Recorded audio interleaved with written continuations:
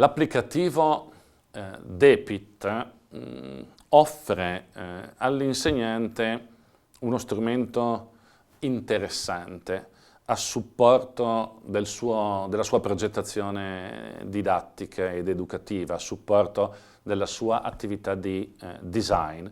E, questo supporto può essere spiegato almeno in 4 direzioni che corrispondono ad altrettante funzionalità, ad altrettante utilità di DEPIT nel suo uso didattico. La prima utilità è legata alla funzione di repository che DEPIT svolge, che vuol dire che all'interno di DEPIT l'insegnante può caricare sia i materiali che gli serviranno all'interno della delivery didattica, sia le integrazioni, le produzioni, gli artefatti che lungo il processo e l'attività didattica potranno essere sviluppati e realizzati dagli studenti.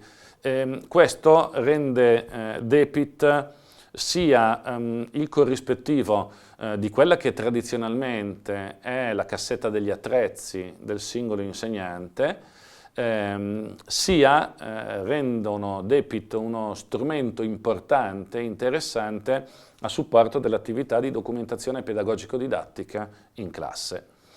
E quindi quella di repository è una prima funzione, una prima utilità didattica sicuramente rilevante dell'applicativo. Una seconda funzionalità ha a che fare con il searching, cioè con la ricercabilità dei contenuti. Attraverso DEPIT è possibile fare ricerca di materiali e di contenuti che si sono progressivamente accumulati lungo la traiettoria dell'anno. È una funzione interessante sia per quanto riguarda l'insegnante sia per quanto riguarda lo studente. E la ricercabilità all'interno di un paniere, di una raccolta di contenuti selezionati garantisce la loro certificazione e la loro qualità. DEPIT favorisce anche, ed è una terza utilità, l'orientamento. La funzione di orientamento è una funzione che si colloca sull'asse che lega la macro progettazione con la micro progettazione. La specificità di DEPIT è di funzionare attraverso la visualizzazione dei contenuti in forma di mappa concettuale, di funzionare da strumento a supporto della macro progettazione. Ma contestualmente, insieme alla macro progettazione, DEPIT consente di costruire, per così dire, in verticale, in profondità, per ciascun nodo di quella mappa, una struttura gerarchica, articolata, che fa scendere da quel nodo della mappa che riguarda il curriculum generale alla singola unit e alla singola attività da svolgere in contesto. Il tutto con un click o con un semplice e rapido spostamento del cursore sullo schermo. Questo rende possibile allo studente in ogni momento delle microattività in cui è coinvolto di ricontestualizzare quell'attività all'interno del percorso generale che si sta descrivendo, e in questo senso parlavo appunto di una funzione di orientamento, una funzionalità di orientamento di DEPIT.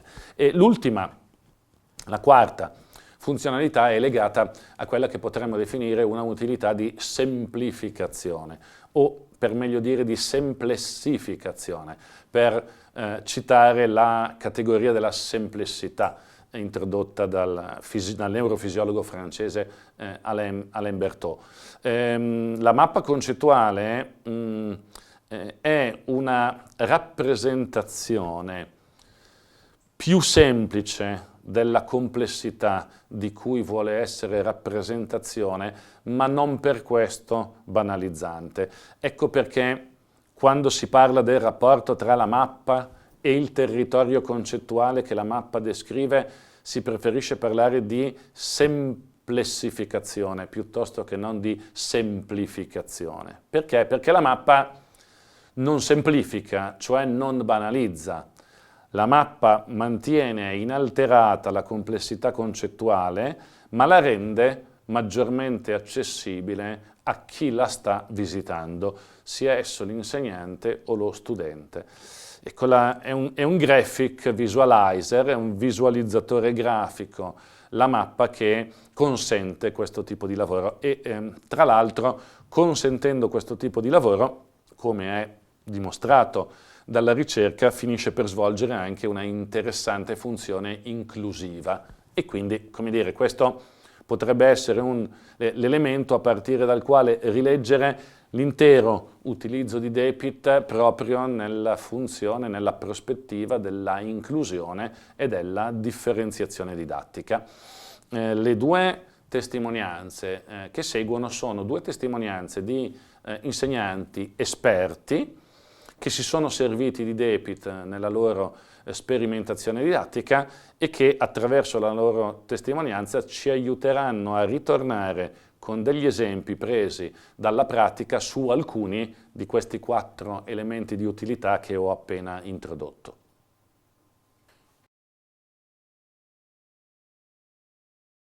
I graphic organizer come DEPIT aiutano l'insegnante e anche lo studente all'interno di quelli che sono i processi di apprendimento e di insegnamento. Infatti, grazie alla struttura mappale di DEPIT stesso, si ha la possibilità di utilizzare lo stesso applicativo in maniera anche coerente e soprattutto presentare i contenuti in modo semplice e chiaro, così che il progetto stesso sia navigabile sia dallo studente sia dal docente in maniera semplice e anche veloce. Infatti la struttura proposta all'interno di DEPIT stesso si articola da una macro categoria ad una micro categoria. Partendo dal macro abbiamo prettamente delle cartelle che contengono quelli che sono i moduli, all'interno dei quali appunto vi è sempre una breve descrizione e vengono indicate le competenze chiave, facendo riferimento soprattutto a quelle che sono le competenze europee.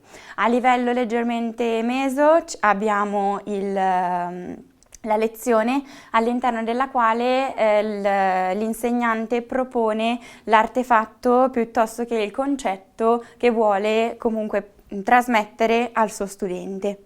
Lo studente anche all'interno della lezione riesce in maniera molto libera, semplice e veloce a orientarsi su quelli che sono appunto gli artefatti e le informazioni che deve carpire. A livello invece più micro abbiamo appunto l'attività. L'attività è quella microstruttura interna a quello che è il progetto, all'interno del quale vi è esplicitata prevalentemente la consegna. All'interno di DEPIT è inoltre presente la variabile temporale, che aiuta studenti ed insegnanti ad orientarsi nella fruizione delle lezioni ed attività proposte, poiché anch'esso è un indicatore chiave per la riuscita di un'organizzazione chiara e coerente della mappa mentale qui proposta.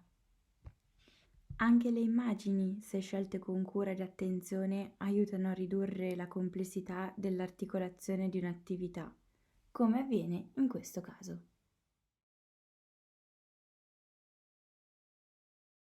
Per quanto riguarda invece quella che è la possibilità di semplificare quelli che sono i contenuti, in realtà non parliamo di una vera e propria semplificazione ma di una semplessizzazione, quindi il contenuto che vuole essere veicolato non viene solo semplificato, quindi praticamente ridotto ai minimi termini, ma viene nella sintesi argomentato e quindi costruito in maniera organica e coerente.